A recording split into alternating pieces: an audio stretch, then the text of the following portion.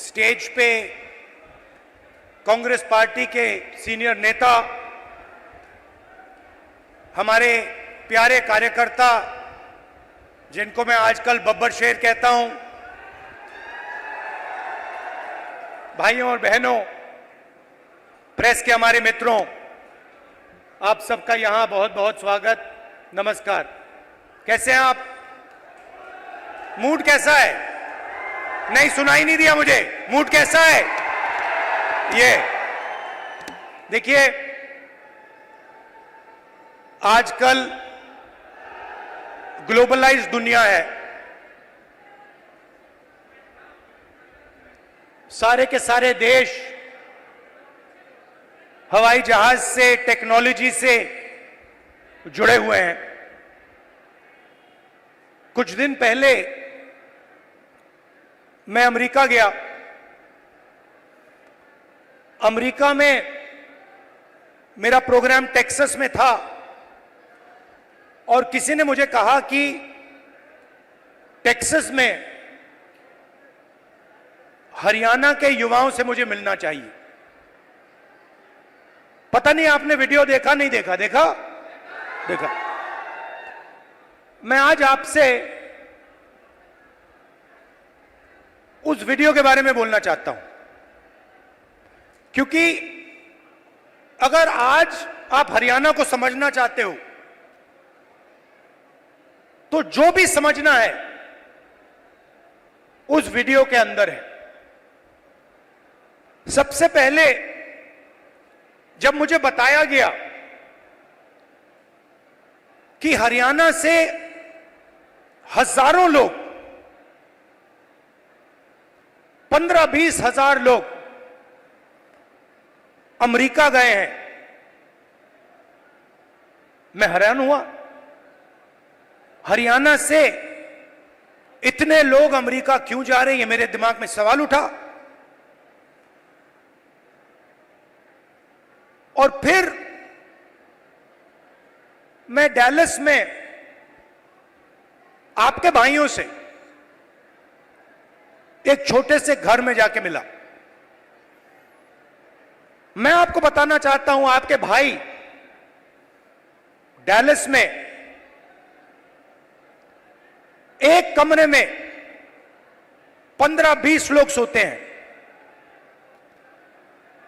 मैंने उनसे पूछा, आप अमेरिका कैसे आए?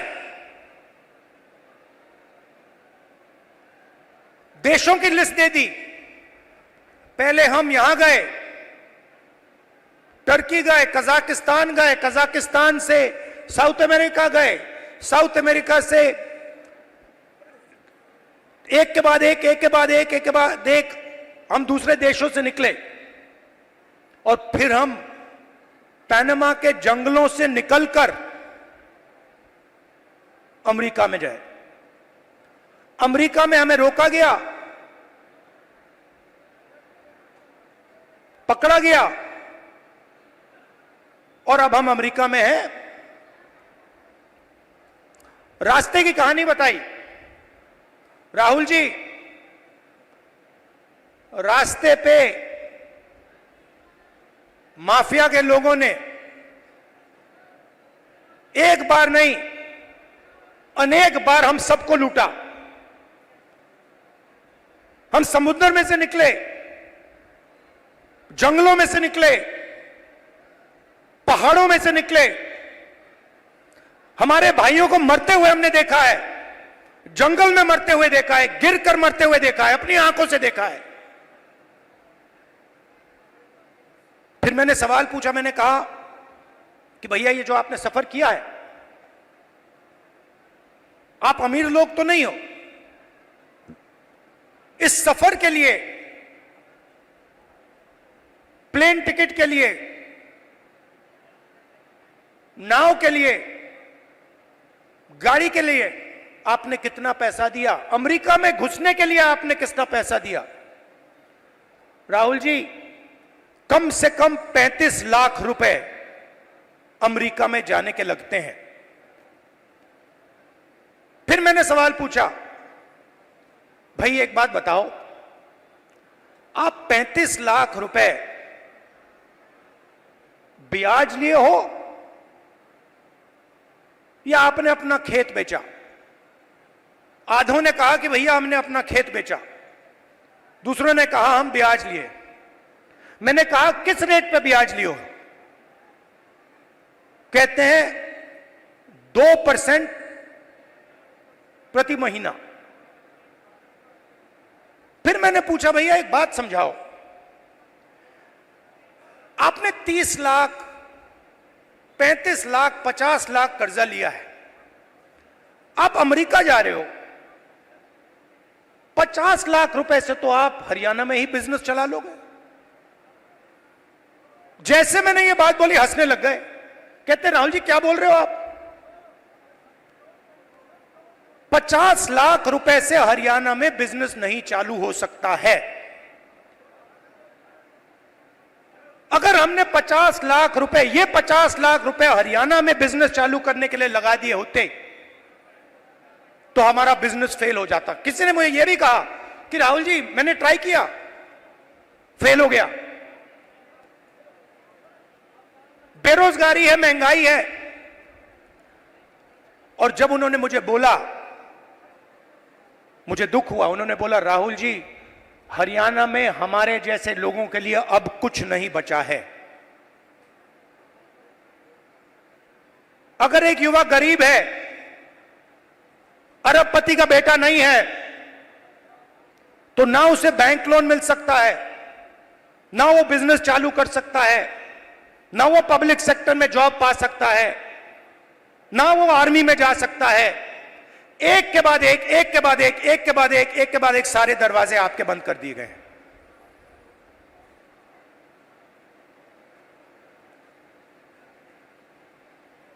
मैं जब उस घर से निकला, मैं सोच रहा था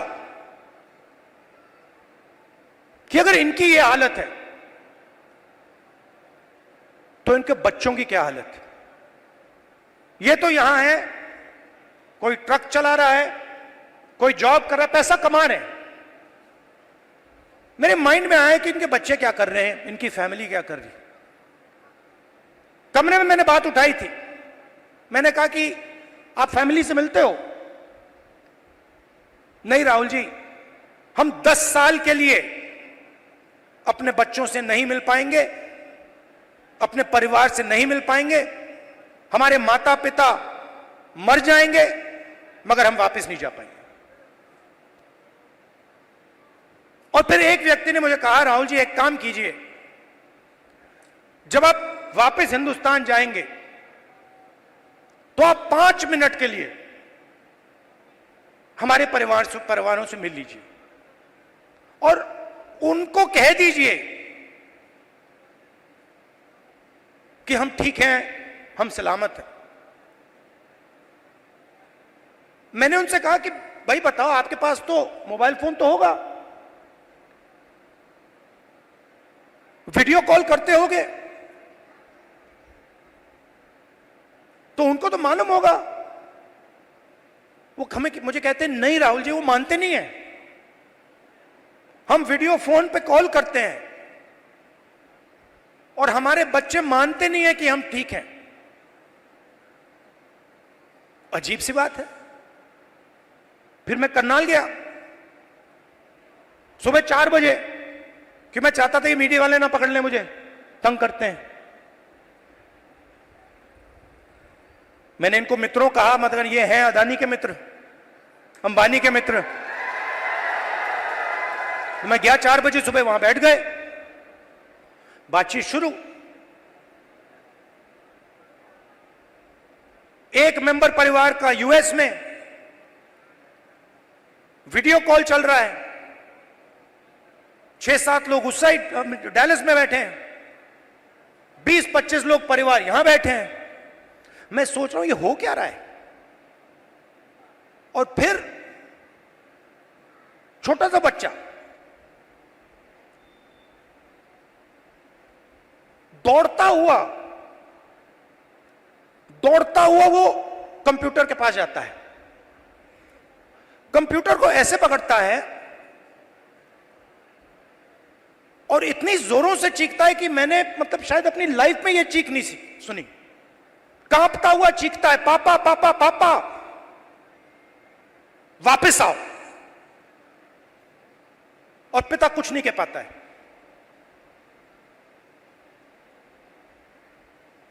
देव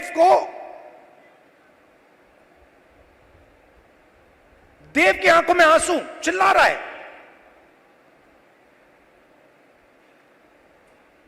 और पिता हजारों किलोमीटर दूर मुस्कुराने की कोशिश कर रहा है, नहीं मैं ठीक हूं। किसी ने कहा बच्चा इमोशनल हो गया। मैंने माइंड में सोचा कि इमोशनल हो गया, इसके हर रोज सीने में छुरे लग रहे हैं। इमोशनल शब्द का क्या मतलब है? वो अपने पिता को 10 साल के लिए नहीं देखेगा, छू नहीं पाएगा, गले नहीं लग पाएगा। क्यों? क्योंकि हरियाणा की सरकार ने हरियाणा को नष्ट कर दिया है, खत्म कर दिया है। वो देव की चीखें नहीं थी, वो हरियाणा के हर युवा के चीखें हैं। और जब वो बोल रहा था, मैं सोच रहा था कि इलेक्शन सब कुछ ठीक है, मगर हरियाणा में जो लाखों बच्चे इस प्रकार से रो रहे हैं, चीख रहे हैं, कांग्रेस पार्टी का काम उनके आंसू को पोंछने का है, उनके चीखों को बंद करने का है।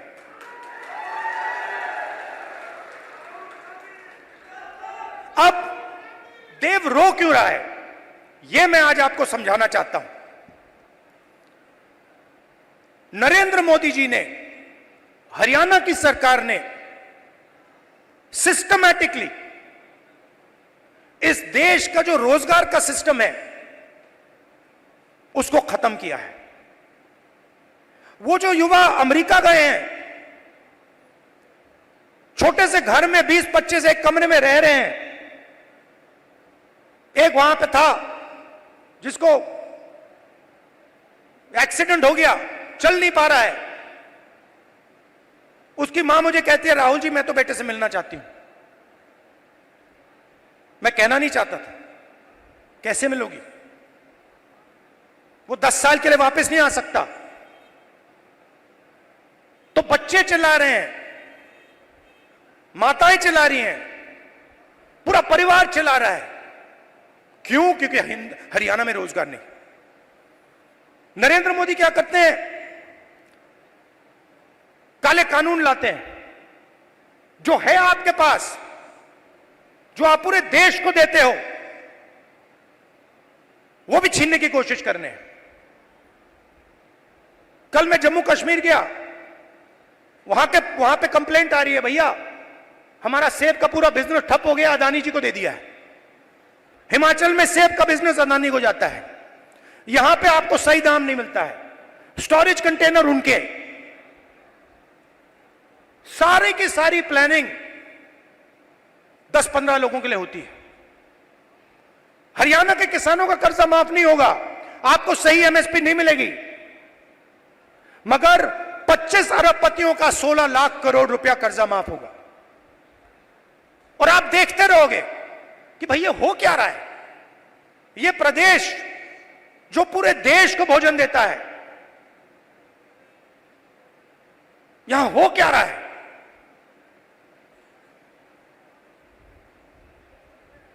हरियाणा में ड्रग प्रॉब्लम है।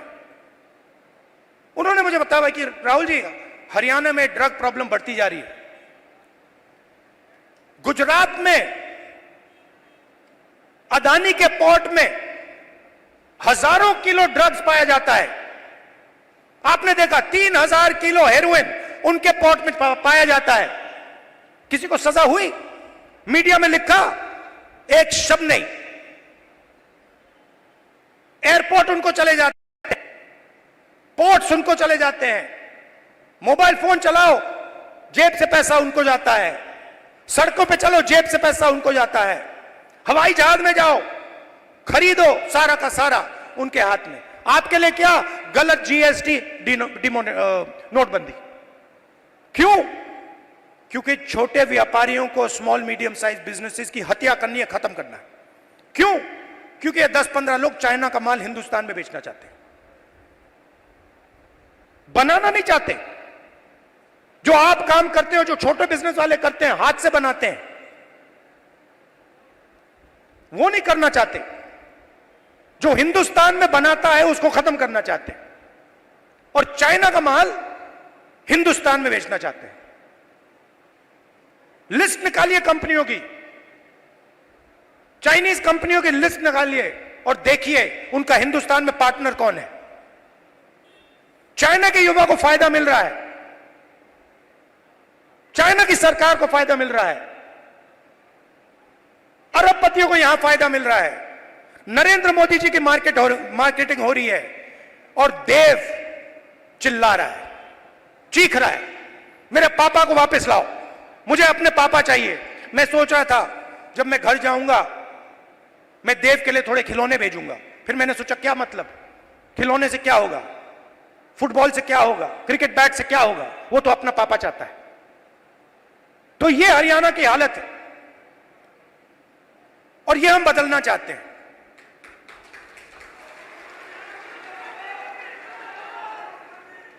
यहां पे स्टेज पे पुनिया जी बैठे हैं, कहां है ये और इनके जैसे लोग गोल्ड मेडल पाते हैं। मैं इनके जिम में गया, ये 24 घंटा लगे रहते हैं।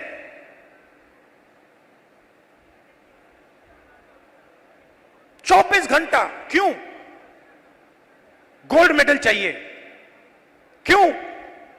हरियाणा का नाम रोशन करना, हिंदुस्तान का नाम रोशन करना। पूरी दुनिया में हम चाहते हैं कि हरियाणा का नाम जाए, हिंदुस्तान का नाम जाए।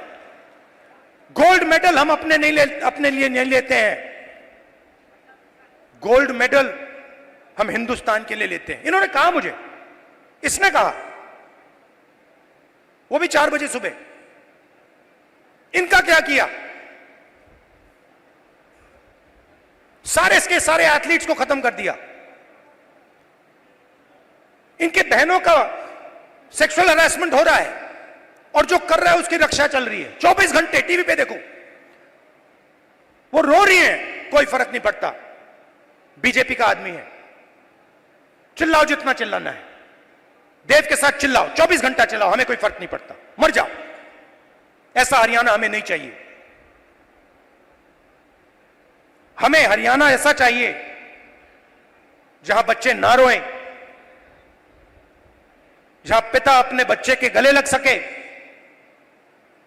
जहां मां ना रोए। ऐसा हरियाणा हमें चाहिए, और ऐसा हरियाणा कांग्रेस पार्टी आपको देने जा रही है। अब आप मुझसे पूछोगे ठीक है आपने कह दिया, बताओ कैसे। मैं आपको शुरुआत की बात कर रहा हूं। पहला कदम, महिला शक्ति, 2000 रुपए हर महीने महिलाओं को, और 500 रुपए का गैस सिलेंडर। दूसरा कदम, जो 2 लाख वैकेंसीज सरकार में आज खाली पड़ी हैं युवाओं के लिए, हम वो भर के आपको दे देंगे। किसान को एमएसपी गारंटी करके हरियाणा की सरकार देगी, और जो आपका बीमा का पैसा है वो आपको एकदम मिलेगा। जैसे ही नुकसान होगा उसके एकदम बाद आपको बीमा का पैसा मिलेगा। गरीबों के लिए घर, 100 गज के प्लॉट, और 3.5 लाख रुपए दो बेडरूम के घर के लिए, और 300 यूनिट फ्री में बिजली। मगर ये लड़ाई सिर्फ हरियाणा की नहीं है, मैं आपको बताऊं, ये लड़ाई हिंदुस्तान की लड़ाई है, और ये लड़ाई कॉन्स्टिट्यूशन को बचाने की लड़ाई है। मैंने इसके बारे में बहुत सोचा है, ये हो क्या रहा है। ये बीजेपी के लोग कर क्या रहे हैं? ये कॉन्स्टिट्यूशन पर आक्रमण कर रहे हैं। जो हिंदुस्तान के गरीब लोग हैं, कमजोर वर्ग के लोग हैं, कॉन्स्टिट्यूशन उनकी रक्षा करता है और बीजेपी कॉन्स्टिट्यूशन को मिटाने की कोशिश कर रहे हैं। वो कह नहीं सकते, ऐसे स्टेज पे आकर वो कह नहीं सकते कि हम कॉन्स्टिट्यूशन को मिटा देंगे, मगर वो करते हैं। सारी की सारी संस्थाओं को आरएसएस के लोगों के हवाले कर दी है। पूरा कंट्रोल नागपुर का है। उसमें हिंदुस्तान के 90% लोगों के लिए कोई जगह नहीं है। आप देख लीजिए, आप लिस्ट निकालिए, जिन जिन लोगों को आरएसएस ने हिंदुस्तान की संस्थाओं में डाला है, लिस्ट निकालिए। चाहते हो मैं दे दूंगा आपको।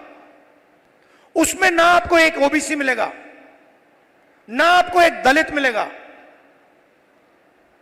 ना आपको आदिवासी मिलेगा।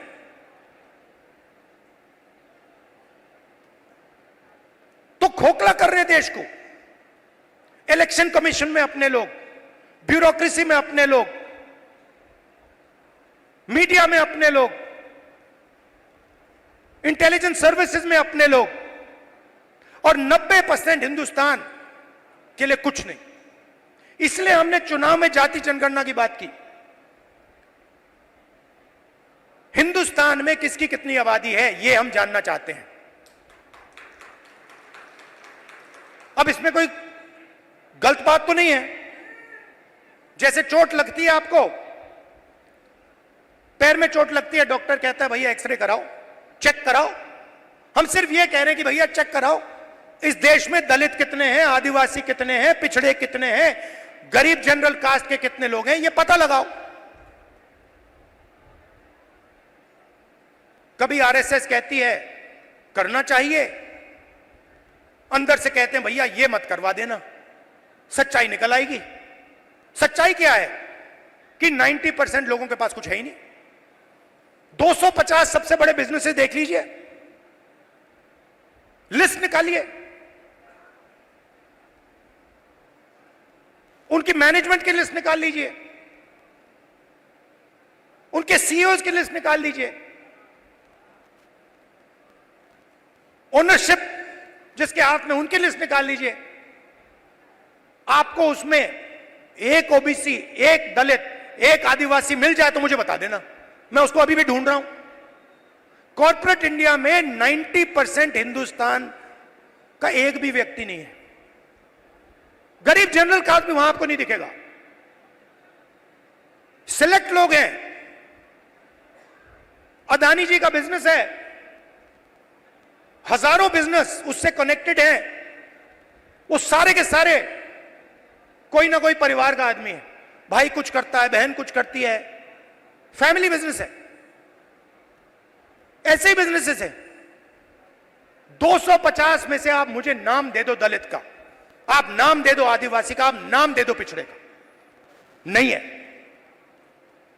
ब्यूरोक्रेसी में देखो, हिंदुस्तान की सरकार को 90 लोग चलाते हैं, सेक्रेटरी कहलाते हैं। 3 दलित हैं, आबादी 15%, 90 में से 3। पिछड़ों की आबादी कम से कम 50%, 90 में से 3। होने कितने चाहिए? 45 अगर आप आबादी से जाओ, नहीं 3। और बजट कितना संभालते हैं? आदिवासी जिनकी 8% आबादी है, 100 रुपए में से 10 पैसे का बजट संभालते हैं। दलित 100 रुपए में से 1 रुपया संभालता है। ओबीसी 100 रुपए में से 5% संभालता है। यह हिंदुस्तान की सच्चाई है। इसलिए हमने कहा है कि जाति जनगणना होगी, नेशनल लेवल पे होगी।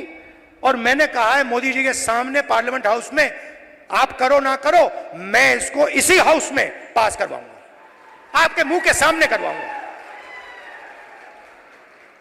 तो ये हरियाणा की रियलिटी है। और ये क्या करते हैं? बांटने का काम करते हैं। मीडिया वाले 24 घंटे लगे रहते हैं। एक जात को दूसरी जात से लड़ा दो, एक धर्म को दूसरे धर्म से लड़ा दो और पूरा का पूरा फायदा अदानी को पहुंचा दो। हरियाणा एक साथ लड़ेगा, सबकी सरकार बनेगी, खुशी से बनेगी। चुनाव में कांग्रेस पार्टी स्वीप करने जा रही है, स्वीप करने जा रही है, आंधी आ रही है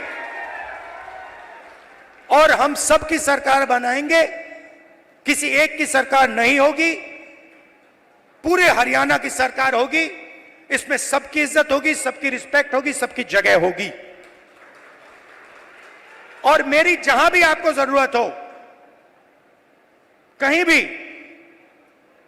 पार्लियामेंट में आपको कुछ उठवाना हो, कुछ कहलाना हो, आप मुझे बस ऑर्डर दीजिए, राहुल जी हरियाणा आपसे यह कहलवाना चाहता है, मैं कह दूंगा वहां पे जाके। दिल का रिश्ता है, पुराना रिश्ता है। मैं आपसे यहां आके 50 झूठ नहीं बोलने वाला, वो मोदी जी का काम है। आपने 10 साल देख लिए, सुन ली उनकी बात। आमदनी दुगनी कर दूंगा और फिर काले कानून ले आए, छोटे बिजनेसेस को फायदा पहुंचाऊंगा, नोटबंदी जीएसटी ले आए। उनका काम आप जानते हो। अब सब मिलकर एक साथ हरियाणा को खड़ा होना है, क्योंकि देव जैसे जो बच्चे रो रहे हैं उनके आंसू पोंछने हैं, उनको खुश करना है और उनको अपने पिता के पास गले मिलने देना है। धन्यवाद।